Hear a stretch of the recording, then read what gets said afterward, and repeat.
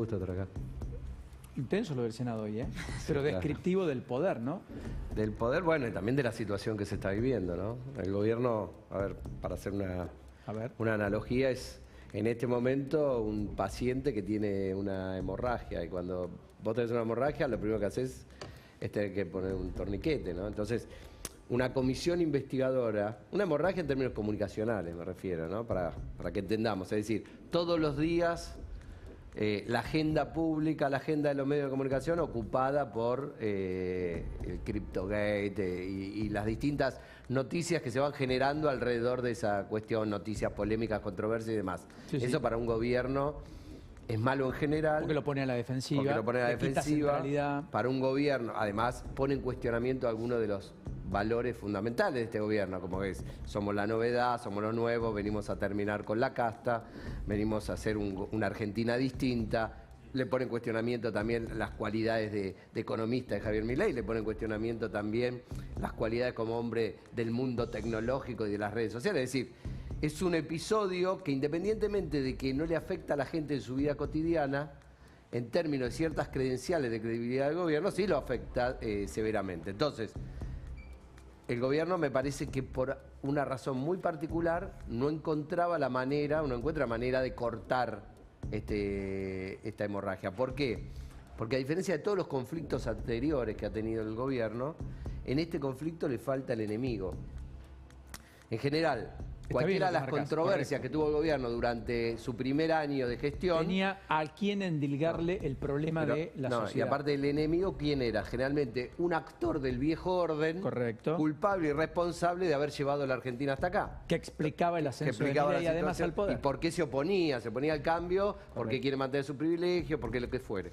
En este caso no hay ese gobierno contra el gobierno, ¿no? Digamos, por eso es un tiro en los pies, eso es lo que dice. El famoso tiro, eso es lo que nosotros llamamos el famoso tiro en los pies. Ahora, si todo tema en términos comunicacionales, vos lo sabés mejor que cualquiera de los que estamos acá sentados, tiene un punto de agotamiento, salvo que se produzcan novedades.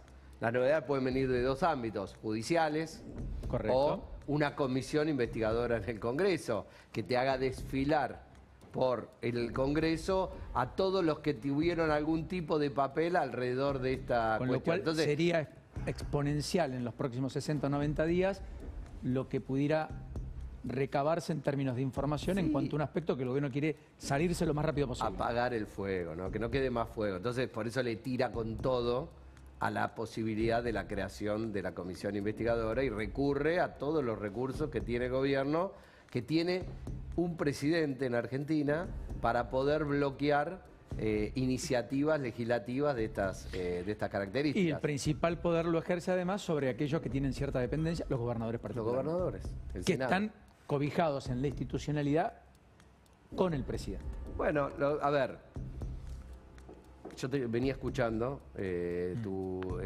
entrevista a Martín Lustó. La explicación que da él es muy razonable desde el punto de vista de un senador que está en la oposición. Correcto. Y que plantea lo que debería hacerse, y también es entendible, aunque no es justificable, pero la ética de la responsabilidad con la que actuaron los otros. La posición que tiene cada uno, un gobernador que está negociando fondos, que está negociando incluso no solo fondos, también el nivel de enfrentamiento que en sus provincias tienen con un presidente que ranquea bien en las provincias. En cada provincia donde se discute una elección, si el presidente Milei arma una lista competitiva y sólida, puede desplazar al oficialismo. Y cómo él interviene en esa discusión. Por ejemplo, Corrientes, que tiene una elección de gobernador. Hay una negociación ahí en cada provincia que tiene su particularidad y su cuestión específica. Y además en la Argentina siempre los presidentes han tenido, cuando les va bien, la posibilidad y la habilidad de negociar con los gobernadores. Mirá,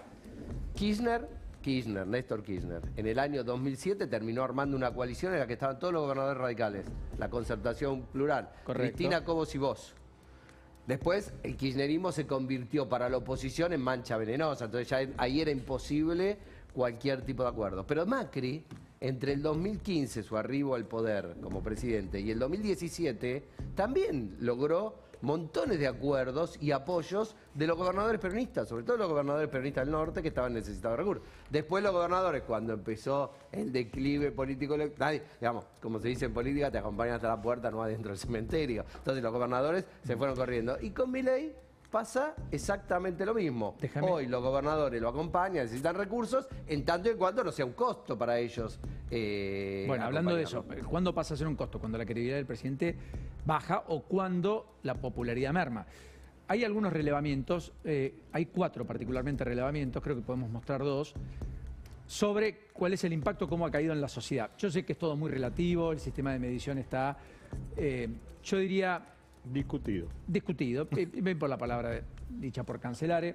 Ustedes saben que en la Argentina las encuestas son un instrumento de campaña electoral. Las encuestas son un instrumento de campaña electoral. Y también lo son de intento de influir en la opinión pública, punto. Y esto corre por mi cuenta. Ahora, dicho esto... Para defender al gremio. En Argentina todo está discutido, no solo las encuestas. Exacto. Sí, no, perdón. Está muy bien, tenés razón. Está muy bien, está muy bien.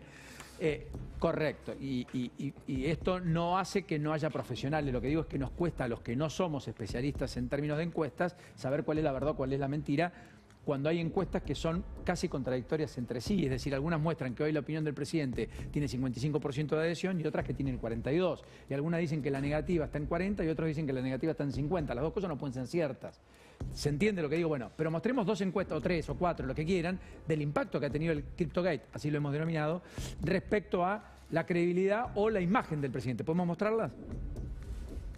Esto es Giacobbe, 50 positivo, 47 negativo. Es virtualmente un resquebrajamiento en partes iguales. Giacobbe dice que le subió 10 puntos la imagen negativa, que vendría de esa gente que está en regular, que estaba en regular y que pasó a tener una percepción negativa después de este escándalo. O sea, al propio no lo movió, al que estaba equidistante lo puso más contestatario. Lo puso en rojo, exacto.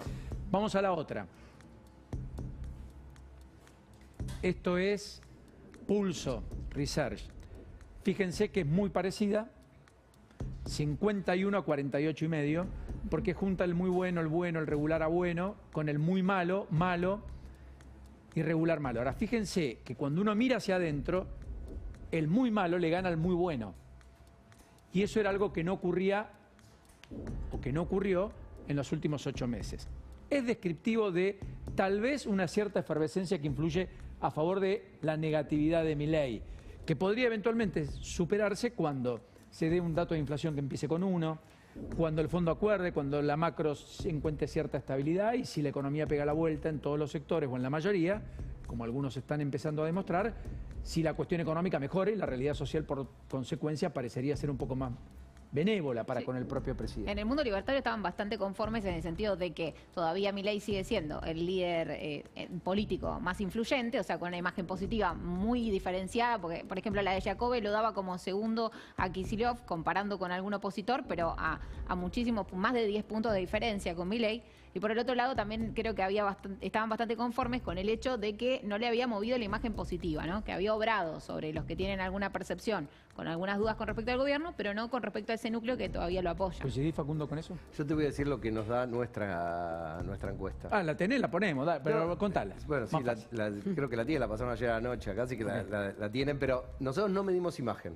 ¿Por qué no medimos la imagen del presidente?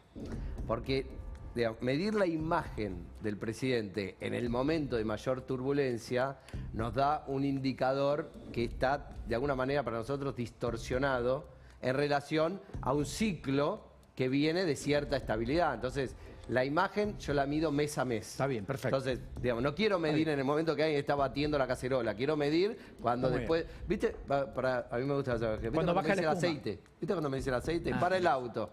Te pone el trapito, saca el coso, está movido, el tipo saca el trapito, ¿no?